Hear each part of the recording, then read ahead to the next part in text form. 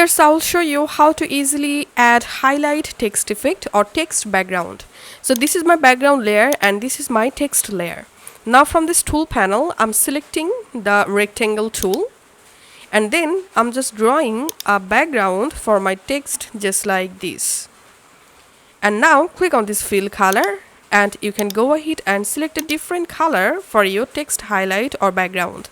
And here fill stroke, make sure to disable stroke, and if you want to disable this border radius you can just give here 0 and 0, and then all you have to put this rectangle layer under the text layer, and then here you have your text highlight or text background. Now whenever you want to change your text background color, double click on this rectangle layer thumbnail and then you can go ahead and select a different color for your text highlight or background just like this, and click on opacity and you can adjust your highlight or background opacity just like this.